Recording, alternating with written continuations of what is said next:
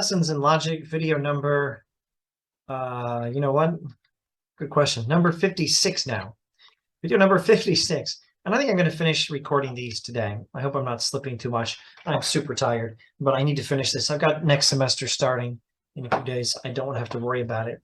For the lower right-hand corner of the screen, I've chosen another Lion Rock picture for today. Lion Rock, a lovely hill in Hong Kong, or a lovely rock on top of a hill in Hong Kong.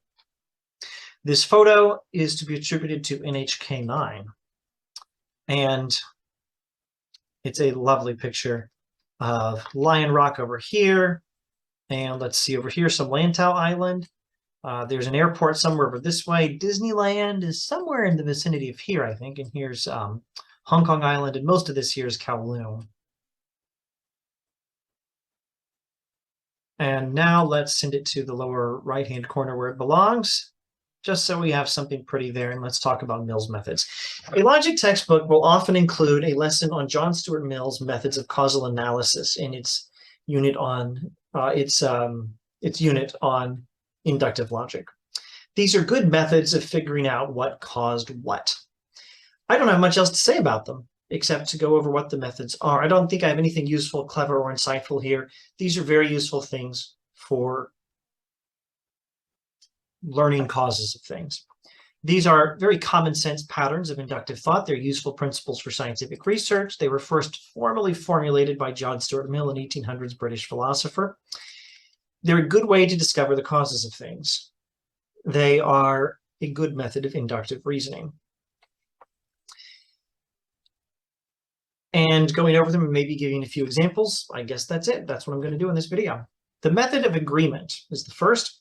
The principle of this method is when two or more occurrences of a phenomenon have one and only one thing in common, that thing is causally related to the phenomenon, meaning it's the cause or the effect, or possibly they both have a common cause. When two or more different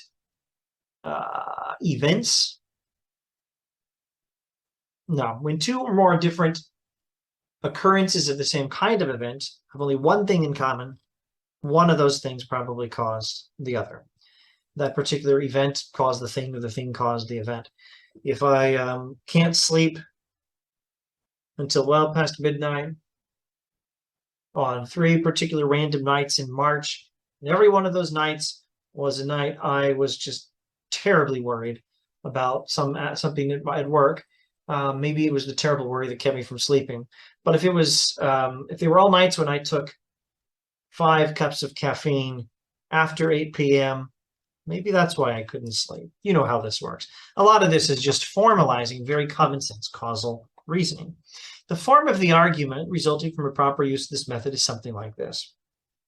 We're going to use capital letters. I'm probably borrowing from Copy here. Again, my apologies for any time I said I was borrowing from The Power of Logic by Wasserman, Howard Snyder, and Lehman, when I may have been borrowing from Introduction to Logic by Copy.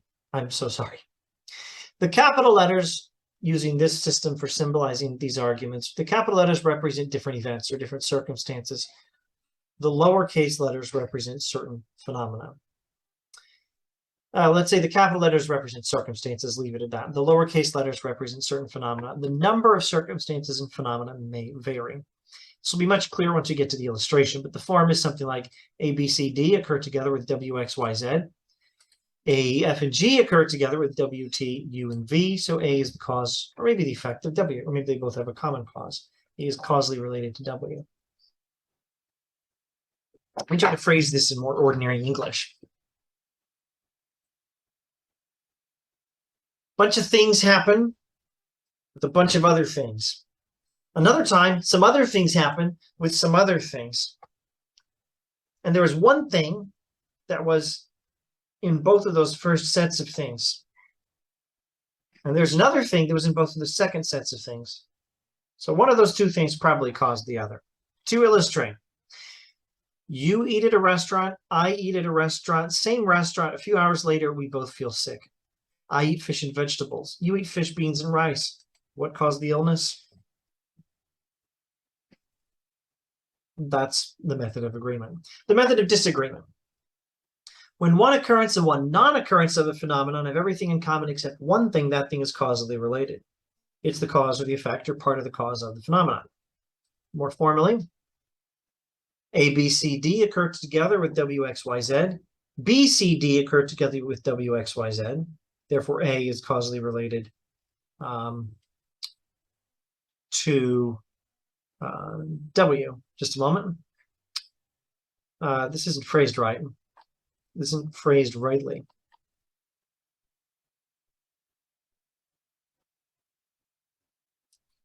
I should just say W. There we go. A, B, C, D occur together with W, X, Y, Z. B, C, D occur together with X, Y, Z, but no W, therefore A is causally related to W. There's a bunch of things over here and a bunch of things over here.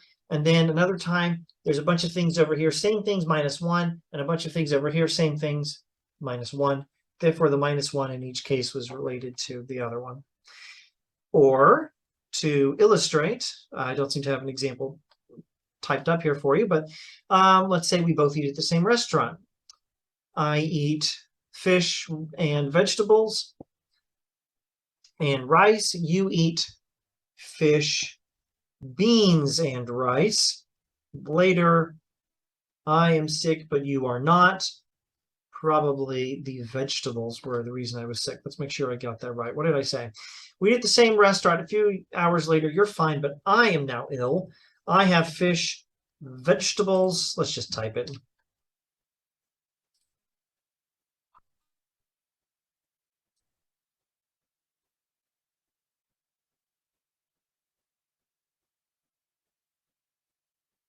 few hours later, I am sick. You are well. I eat fish and vegetables and rice. You eat fish, beans, and rice. What caused my illness? What else? The vegetables. All we're doing is formalizing this principle of figuring out what caused what. Now you can combine them to get the joint method of agreement and disagreement, a third method from Mill. And the formalization is something like this. A, B, C occur together with X, Y, Z.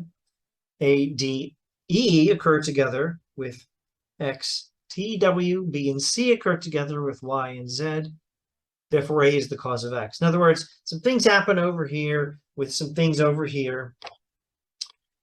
Some different things happen over here, but one of the same things is in common. Some other things happen over here, but one of the same things is in common. And there's another time when some things happen, but not that one thing, together with some other things happening over here without that one thing from that side. Therefore, that one thing is causally related to the other one thing. I'd better type up an example. Let's see. Here we go. I think this will work. We're just combining the first two methods. Albert, Beth, and Chris eat at the same restaurant. Albert eats fish, rice, vegetables. Beth eats fish, beans, potatoes. Chris eats vegetables, potatoes, and chicken. A few hours later, Chris is fine. Albert and Beth are ill. What caused the illness? Probably the fish. That's it. We're just formalizing this principle of causal reasoning. The method of residue, fourth method from Mill.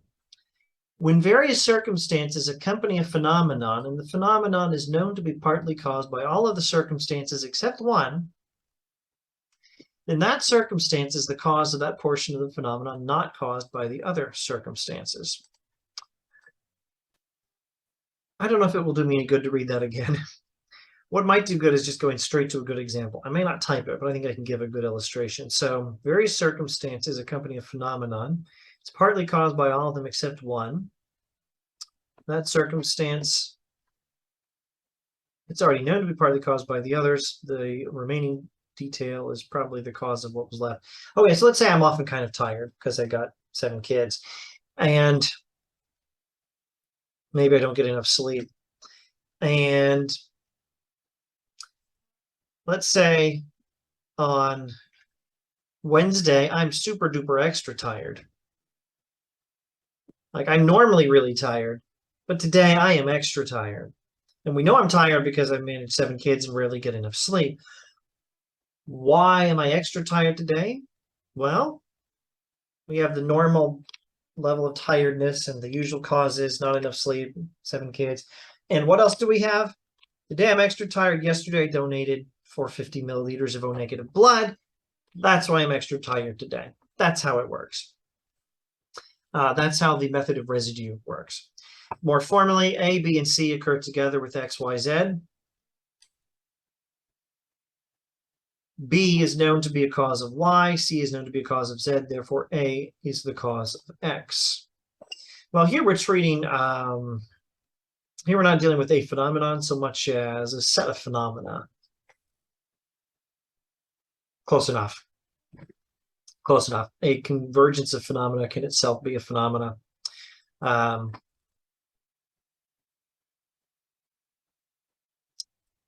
I'm going to keep going. I don't think I need to explain this in any further detail.